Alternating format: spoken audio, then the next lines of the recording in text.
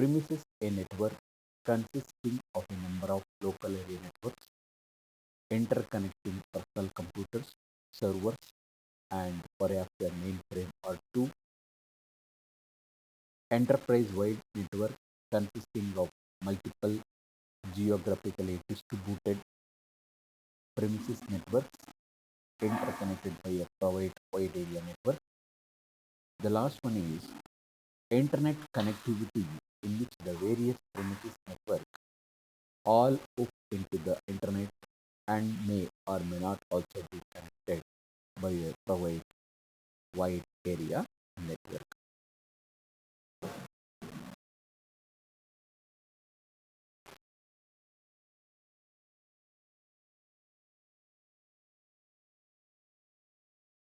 The wide area network, that is in firewall, it enables the outside world to reach and interact with local network assets.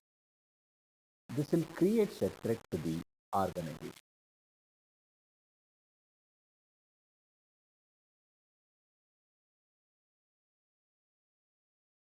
Consider a network with hundreds or even thousands of systems running various operating systems such as different versions of Unix and Windows.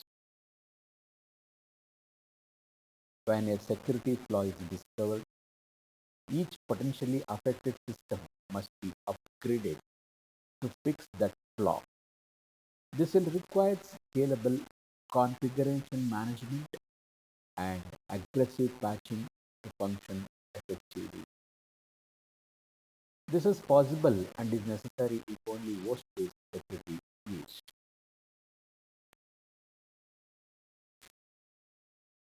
The aim of this perimeter is to protect the premises of a network from internet-based attacks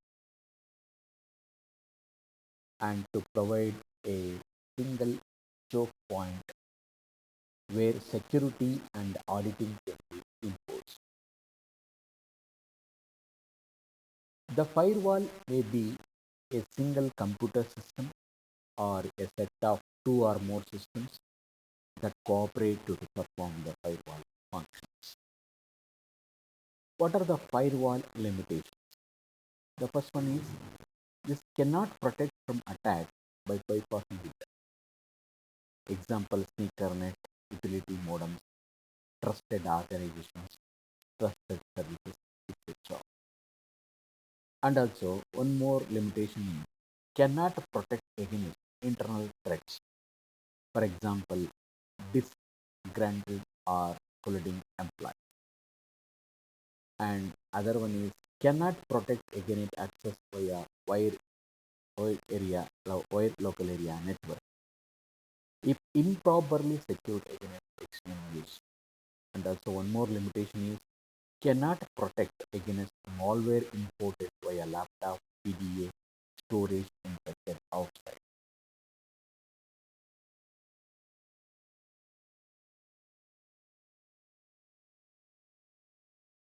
Some of the following design goals for firewall is all traffic from inside to outside and vice versa must pass through the firewall. This can be achieved by physically blocking all access to the local network except through the firewall. Only authorized traffic as defined by the local security policy will be allowed to pass through the network. The firewall itself is immune to penetration. This will implies that use of the hardened system with a secured operating system. Trusted computer systems are suitable for hosting a firewall and often required in government applications. The firewall will be focused primarily on service control, but they have since evolved to provide all four. The first one is service control. This will be determines the types of internet services that can be accessed inbound or outbound. The firewall may filter traffic on the basis of IP address, protocol, port number, may provide proxy software that receives and interprets each service request before passing it on, or it may host the server software itself, such as a web or a mail. Second one is called as direction control. This will this it determines the direction in which the particular service request may be initiated and are allowed to flow through the firewall. User control. Control access to a service according to which user is attempting to access it. This feature is typically applied to the users inside the firewall perimeter. The last one is called the behavior control. This will controls how particular services are used. Some of the capabilities are within the scope of the firewall. The first one is firewall defines a single choke point that keeps unauthorized users out of the protected network, prohibits potentially vulnerable services from entering or leaving the network, and provides protection from various kinds of IP spoofing and routing attacks. And also, firewall provides a location for monitoring security related events, audits, and alarms that can be implemented on the firewall system. The firewall is a convenient platform for several internet functions that are not security related. These include a network address translator, which maps local address to internet addresses, and a network management function that audits or logs internet usage. The last one it is called as a firewall can serve as the platform for IP security. Next, we'll discuss types of firewalls. The first one it is called as a packet filtering firewall.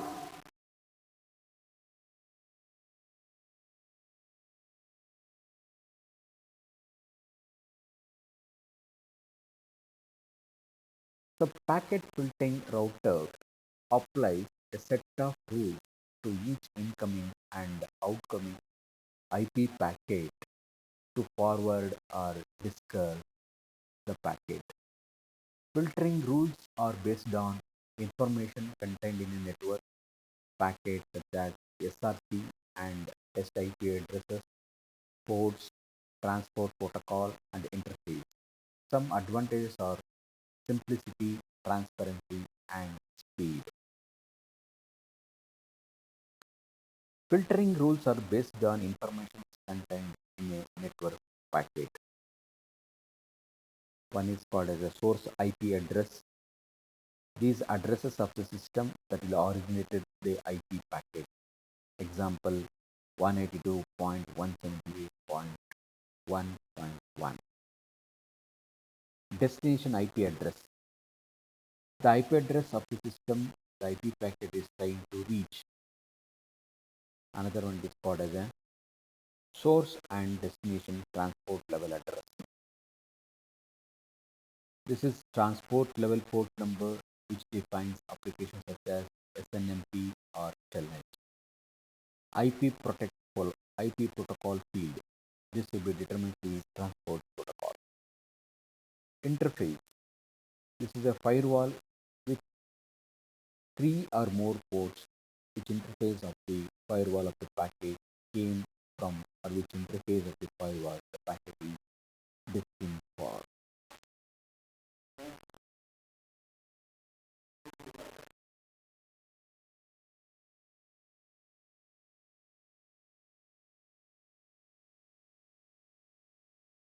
The packet field is typically set up as a list of rules based on matches received in the IP or TCP header. If there is no match to any rule, then a default action is taken. Two default passes are possible. One is called default, that is discard. That which is not expressly permitted is prohibited. Default forward, that which is not expressly prohibited is permitted.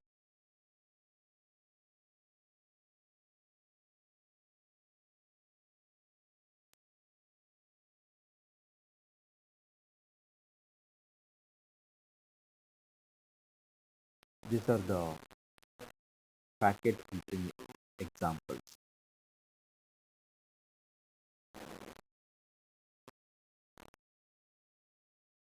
Inbound mail is allowed, that is in port 25, but only to a gateway host. Packets from a particular external host are blocked because that host has a history of sending massive pricing email. In the rule set B, this is an explicit statement of the default policy. All rule sets include this rule implicitly as the last rule. So in the port C, this rule set is intended to specify that any inside host can send mail to the outside. A TCP packet with a destination port of 25 is rounded to the SMTP server on the destination machine. The problem with this rule is that the use of the port 25 for SMTP receipt is only a default. An outside machine could be configured to have some other application that is linked to at port number 25.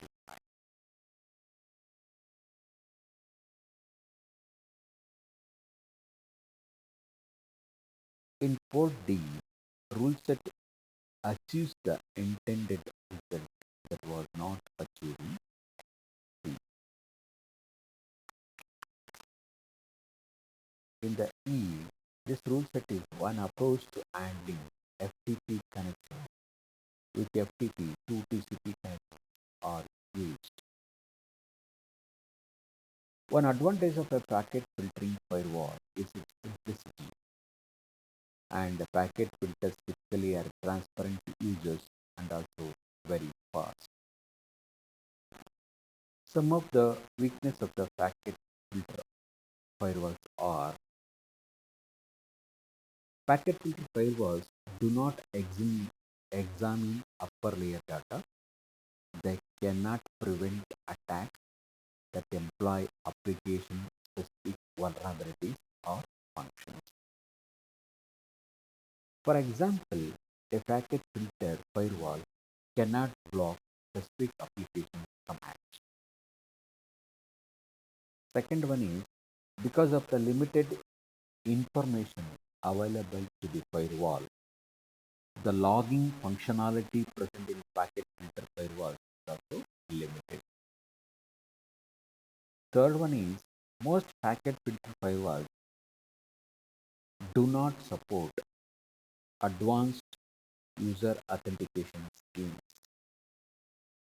The fourth one is, packet filter firewalls are generally vulnerable to attacks and exploits that take advantage of problems within the TCP/IP specification and protocol stack such as network layer address system.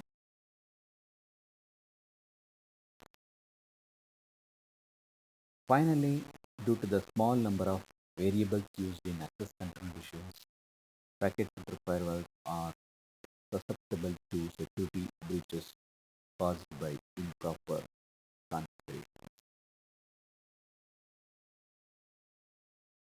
Some of the attacks that can be made on packet filtering firewalls and the appropriate countermeasures are of the following. One is called as a IP address spoofing, where intruder transmits packets from the outside with internal source IP address. Need to filter and discard such packets. Source routing attack, where source specify the route that packet should take to bypass security measures should discard all sources routed packets. Third one is called as a tiny fragment attack. Introducer uses the IP fragmentation obtained to create extremely small fragments and force the TCP header information into a separate fragment to circumvent filtering rules that depend on TCP header information.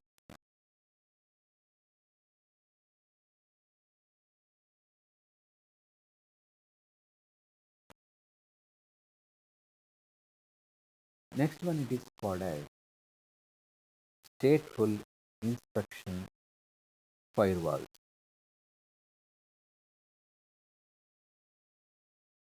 A traditional packet filter makes filtering decisions on an individual packet basis and does not take into consideration any higher layer context. In general, when an application that uses TCP creates a session with a remote host, it creates TCP connection in which the TCP port number for the remote application is a number. This is less than 1024, and the TCP port number for the local, that is client application, is a number in between 1024 and 65535. A simple packet filtering firewall must perform inbound network traffic on all these high number ports for TCP based traffic to occur. This will create vulnerability that can be exploited by unauthorized users. A stateful inspection packet filter tightens up the rules for TCP traffic by creating directory of outbound TCP connection and will allow incoming traffic to high-numbered ports only for those packets that fit the profile of one of the entries in this directory. Hence, they are better able to detect bogus packets sent out of a packet. A stateful packet information as the packet filtering firewall, but also records information about TCP connection.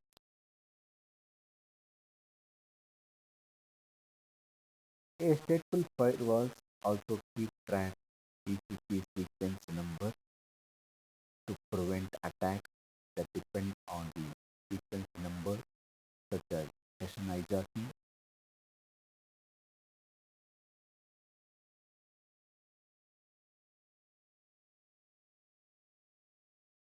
Next one it is called as a firewalls application level gateway. This application level gateway, this is also called as application proxy. This will as acts as a relay of application level traffic. A user contracts the gateway to access some service, provides details of the service, remote hosts and authentication details, contacts the application and the remote host, and relays all data between the two endpoints.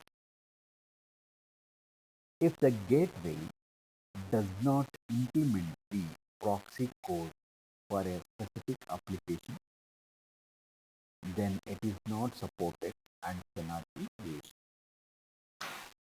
Some services naturally support proxy while others are more probable. Application level gateways tend to be more secure than packet filters and can log and audit traffic at application level.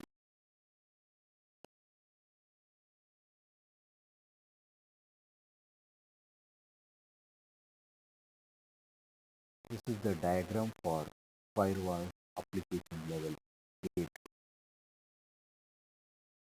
Next one it is called as a circuit level gateway.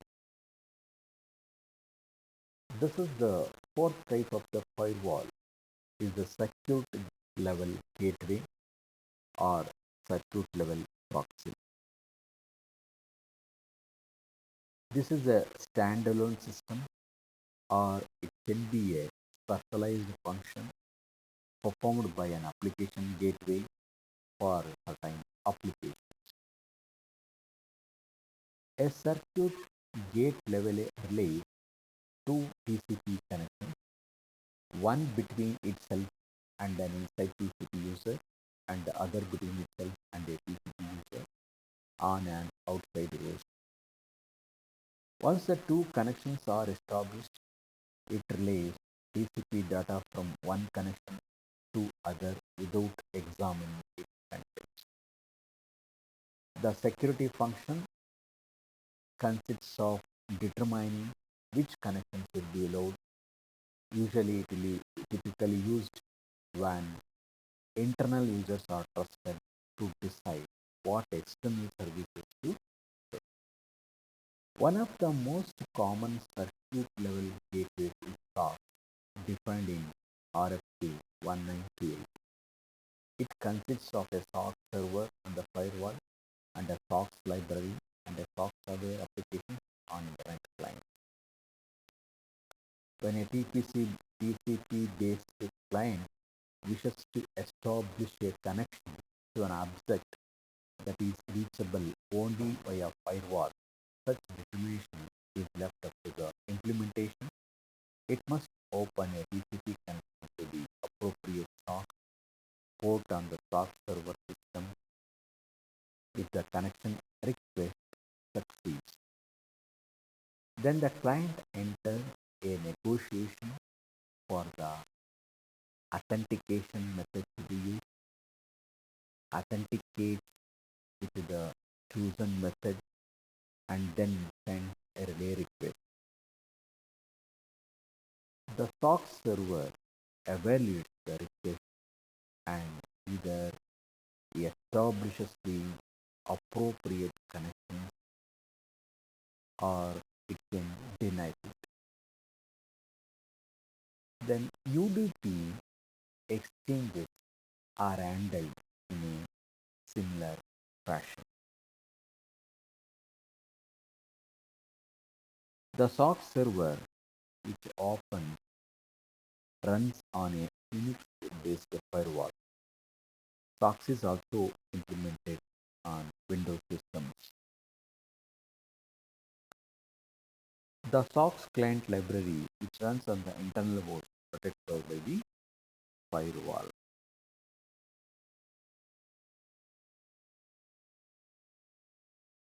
A simple packet filtering firewall must permit inbound network traffic on all these high-numbered ports for TCP-based traffic to occur. So this will create a vulnerability that can be exploited by unauthorized